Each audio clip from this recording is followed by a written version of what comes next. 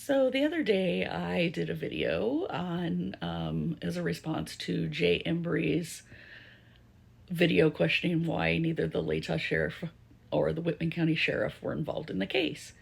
And instead of him debating me on the content, he chose to go after my weight again. And not only that, but his followers chose to go after my looks, making fun of my eyebrows, making fun of my body parts, etc. If they think that making fun of me is going to stop me from calling out misinformation, then they need to think again, because I'm not going to back down. And in fact, I am going to correct some things on Embry's newest video.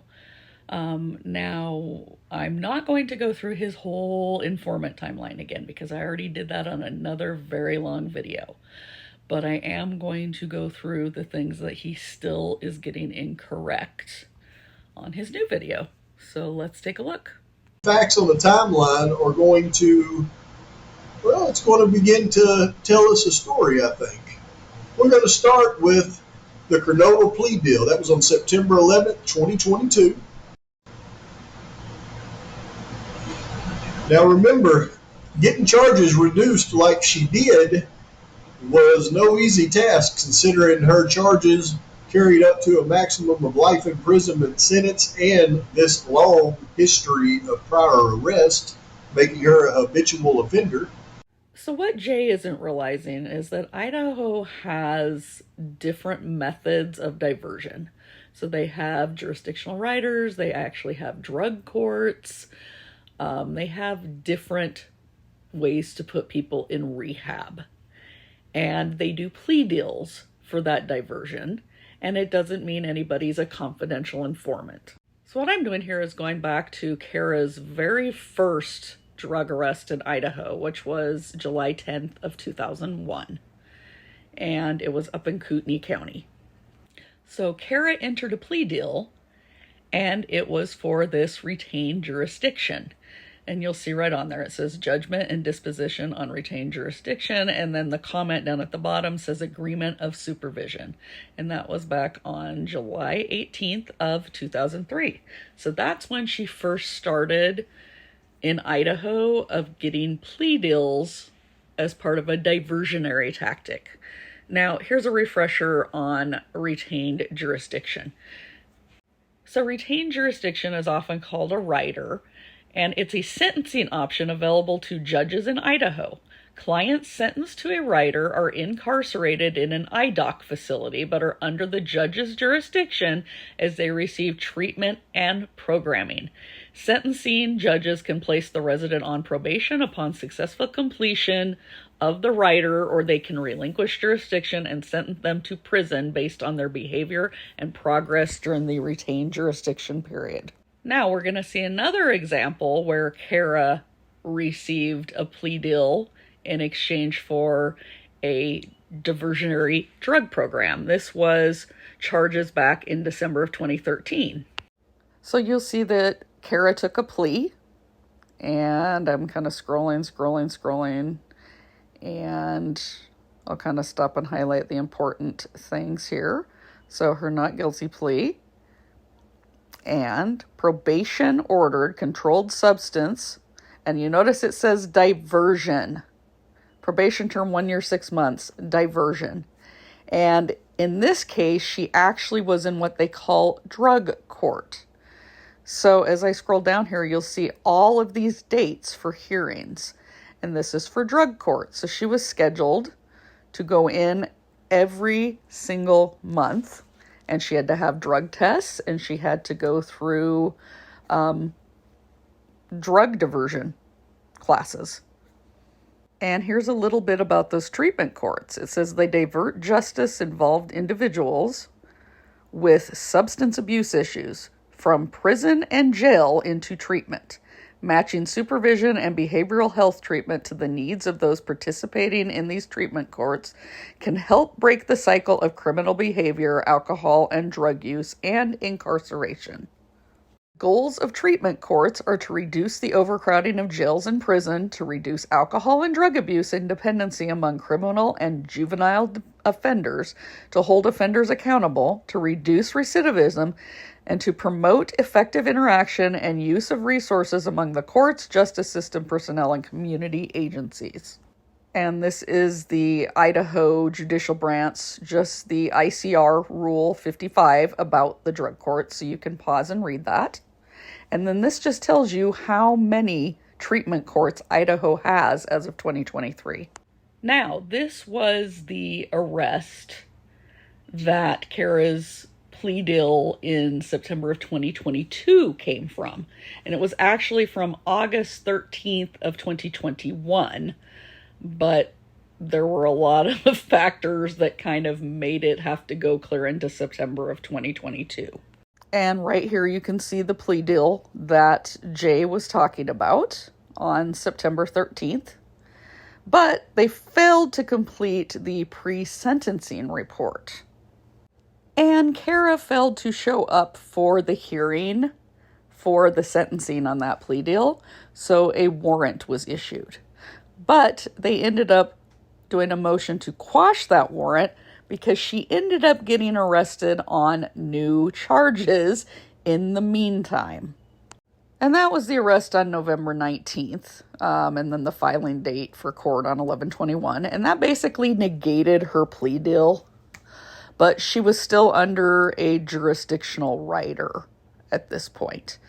But yeah, that plea deal, which didn't have anything to do with being a confidential informant, went bye-bye at this point, because now she's been rearrested. And she also took off during this time frame too. She was let out. You can see this temporary release. So that's when she was let out for Xana's memorial service, and then she was on the run, and that's when she made the phone call into News Nation and all that while she was out there on the loose. And then you can see that she ended up getting detained again. So then they started motioning for a treatment release, which now, do you think if this was somebody that was a confidential informant, her lawyer would be spending the time to try to get her out on a treatment release? No. Now, these two cases were being sentenced concurrently, but if you look at the bottom here, you'll see that they are doing retained jurisdiction placement. So even though she had the probation violations and she had the warrants out for her, like I said, she was still under a jurisdiction rider. And Cara did end up getting sentenced to the Women's Correctional Center, so the state penitentiary. So she is sentenced until 2030 on one of the sets of charges, but there is a parole eligibility date in 2026. And you can also see that her jurisdictional rider end date is in 2025. So this was not a sweetheart deal, and this had nothing to do with being a confidential informant. She didn't snitch on anyone. Regardless of what anybody says, Ann Taylor was her attorney at the time, and I will absolutely prove it later on in this video. And we're going to discuss this Ann Taylor issue at the end of this video. Then, of course, directly after that, the very next day on September 14th, TF and TR are arrested for drug trafficking. Well, actually, that's not true. They were arrested on August 31st. And also, they weren't arrested because anybody snitched on them or because the Quad Cities task force made a big bust like you had claimed. You know why they were arrested? Because they were caught passed out in the Dollar Tree parking lot. And here's both of the court filing dates that show September 1st of 2022. Then on October 21st, we have TR being released on $75,000 bail. Well, no, Tanya was actually released on September 14th. That's when she posted bond, not in October. Then, of course, on the same date, we have TF being released on a furlough. Well, no, it wasn't the same date as Tanya was released, because I just showed you. But then on November 19th, we have Kernodle being arrested again, this time way up in Kootenai County. And details around that arrest are cloudy. Actually, the details aren't cloudy. This even shows you where the arrest location was. And this is the arrest that goes back to that November 21st filing that negated her other plea deal and started everything over with the concurrent sentencing. Then, on November 23rd, just 4 days later, just across the line in Spokane, TF is arrested. Now, those two arrests that close together are kind of odd, don't you think? It seems as if it's possible Kernodle may have somehow got TF arrested again, possibly. Or is it more likely that they were actually arrested together and then the TF arrest has been moved to Spokane for some reason in order to hide things? There's nothing odd about when they were arrested within a few days of each other. Both of them had bench warrants out. So they were being looked for. She had nothing to do with getting him arrested. They weren't arrested together. They don't arrest you someplace and then transfer the place you were arrested on for like appearances to try to hide something. No, they don't do that. So they weren't together. She didn't get him turned in, and she never got him turned in a first time. Like I pointed out, that whole arrest of him and Tanya were because they passed out in a Dollar Tree parking lot and somebody called Pullman police because they saw a guy passed out in the car. They would have never been caught had it not been for that. Now, speaking of Tanya, she also didn't get a sweetheart deal like you claimed. She's also in drug diversion, like in a treatment program. Let's take a look. Right here, you'll see that Tanya was in a certificate program of the CBISA as part of her plea deal. And this tells you that she completed it on July 12th, 2023. Now, here is information about that program. So it says Idaho Department of Correction offers a variety of programs which address substance abuse issues. Chemical dependency continues to be one of the main issues of the incarcerated, with approximately 85% of the residents having substance abuse problems. To address these problems, the department offers specific programming to address substance abuse problems. And then it tells you some of the programs that were available to IDOC residents. And so while Tanya was in jail, she was part of that program.